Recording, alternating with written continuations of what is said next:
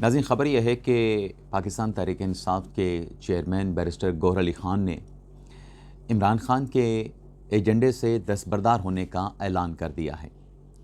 अब यह एजेंडा क्या था और बैरिस्टर गौहर ने इस एजेंडे से दस्तबरदार होने का ऐलान क्यों और किन हालात में किया है, इस बड़ी ख़बर की डिटेल पे आने से पहले आप देखने वाले ये जानते हैं कि तहरीक तहफ़्फ़ुज़ पाकिस्तान के प्लेटफार्म से 20 और 21 दिसंबर को एक 2 रोज़ा ऑल पार्टीज़ कॉन्फ्रेंस मुनक़्क़द की गई थी।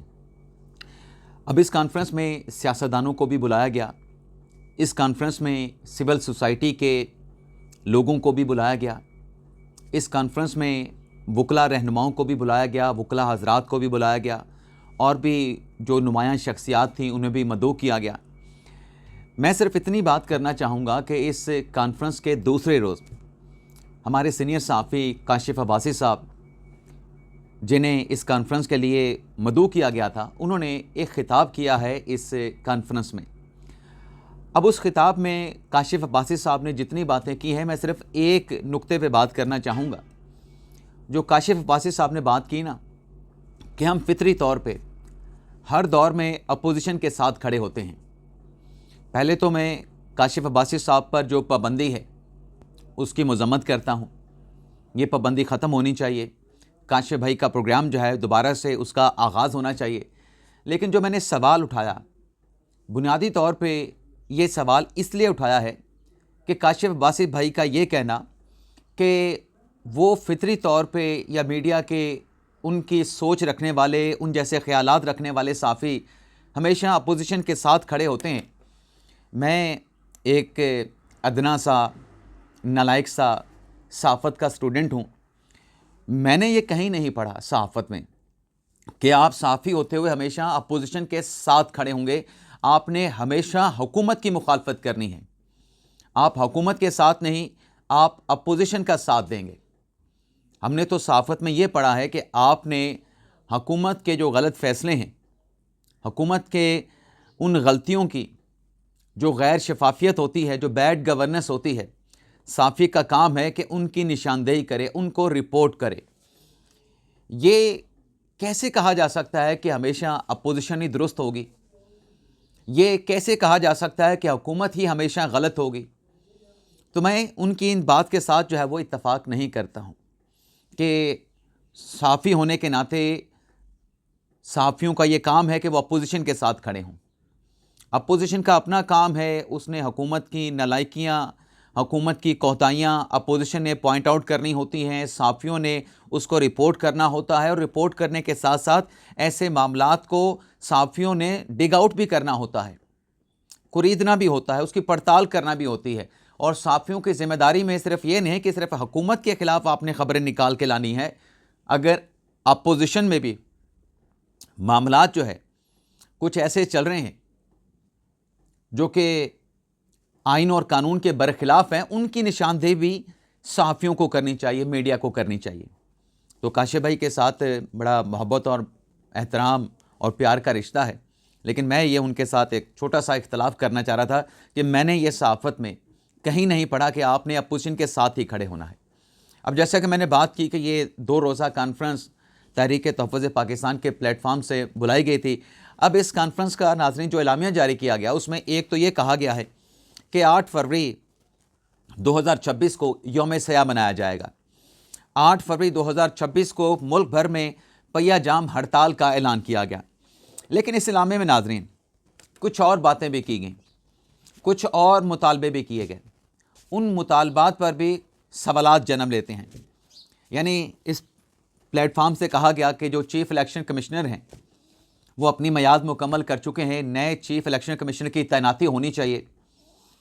तो सवाल ये पैदा होता है कि आज ये जो तहरीक तहफ़्फ़ुज़ पाकिस्तान के प्लेटफार्म से या अपोजिशन के प्लेटफार्म से चीफ़ इलेक्शन कमिश्नर की तैनाती का जो मुतालबा किया जा रहा है, पहले तो इन्हीं से सवाल किया जाए कि जब वज़ीर आज़म ने ख़तूत लिखे, वज़ीर आज़म ने दावत दी, उमर अयूब साहब जो कि अपोजिशन लीडर थे, वो क्यों वज़ीर आज़म के साथ मुशावरत में इन्वॉल्व नहीं हुए नए चीफ़ इलेक्शन कमिश्नर की तैनाती के लिए?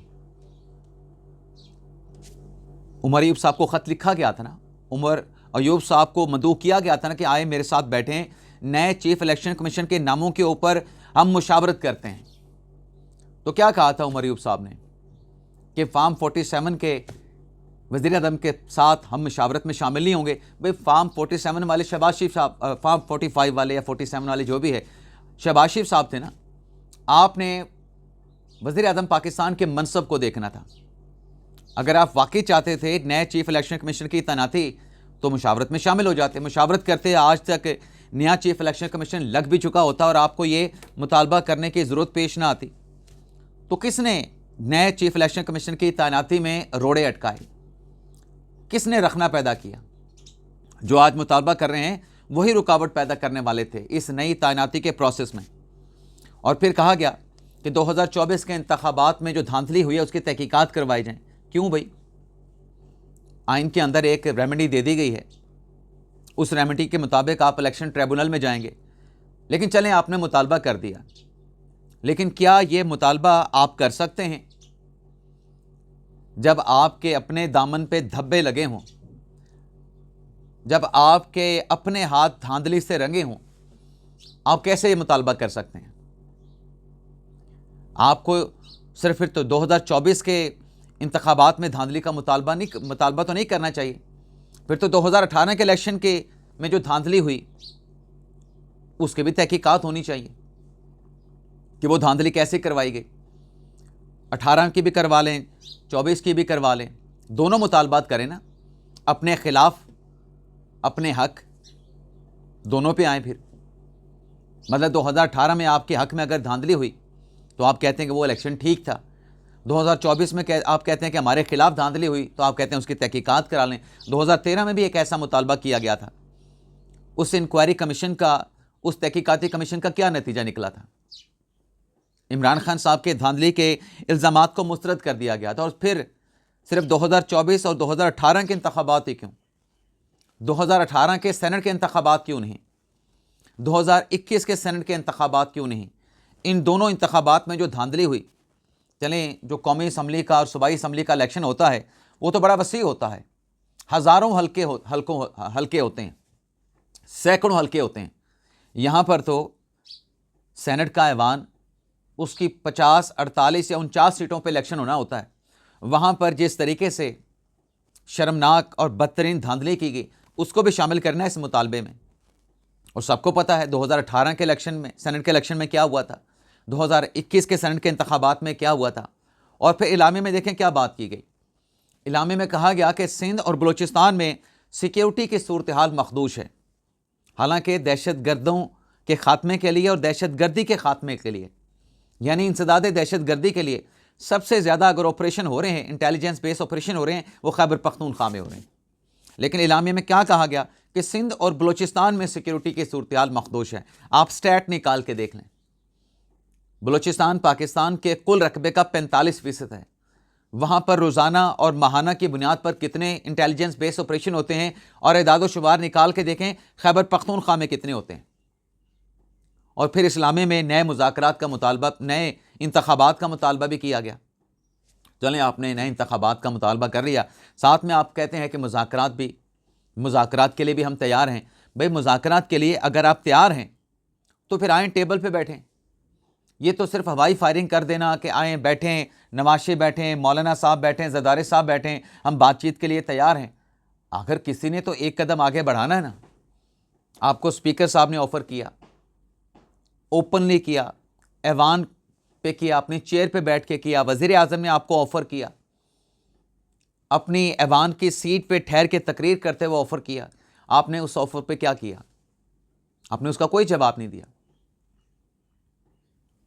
आपने मुज़ाकरात का अगर एक मरला आपने शुरू किया था, वो आपने बीच में उन मुज़ाकरात को सबोताज कर दिया, उन मुज़ाकरात को आपने ख़त्म कर दिया।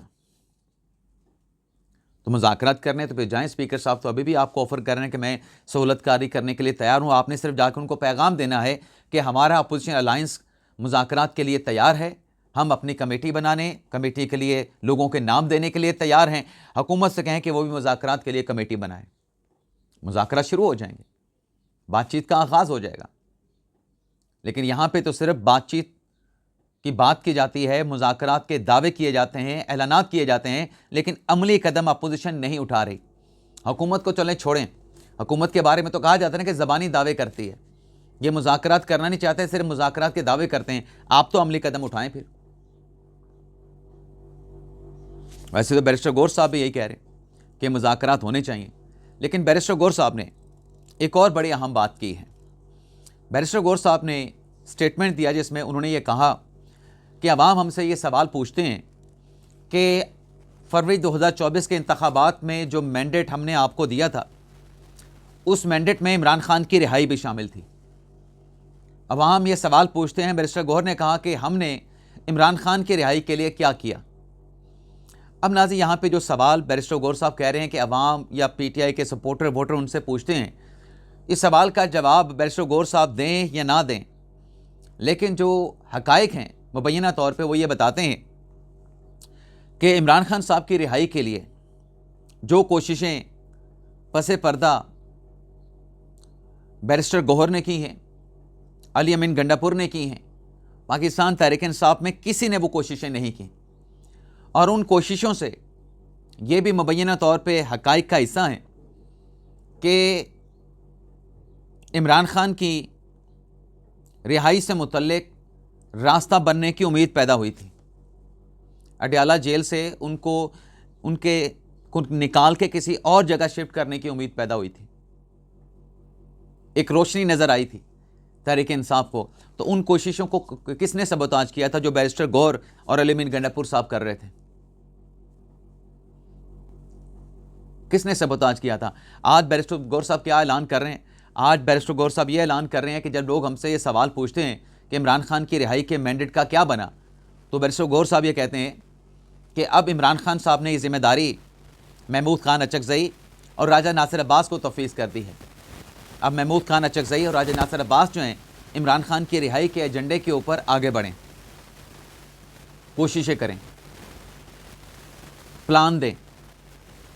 तो पहला प्लान जो सामने आया वो 8 फरवरी को पहिया जाम हड़ताल का यौम स्याह मनाने का प्लान सामने आया है। और बैरिस्टर अपने सोहेल अफरीदी साहब, जिन्हें इमरान खान साहब ने स्ट्रीट मूवमेंट शुरू करने का टास्क सौंपा है, वो भी देख लेते हैं क्या करते हैं। ये मैदान और घोड़ा दोनों हाजिर हैं, देख लेते हैं क्या करते हैं। अब तक तो गंडापुर और बैरिस्टर गौर के अलावा कोई भी ऐसी कोशिश समझ नहीं आती, नज़र नहीं आती जिससे कोई तहरीक इंसाफ के लिए रास्ता बनता हुआ दिखाई दे रहा हो। और जो वो कोशिशें गंडापुर करते थे या बैरिस्टर गौर साहब करते थे, उन कोशिशों का पाकिस्तान तहरीक इंसाफ की क़यादत, पाकिस्तान तहरीक इंसाफ के बानी इमरान खान की फैमिली के लोग सबोताज कर देते थे, क्योंकि उनकी कोशिशों पे पर फिर सोशल मीडिया पे बयानिए बनवाए जाते थे।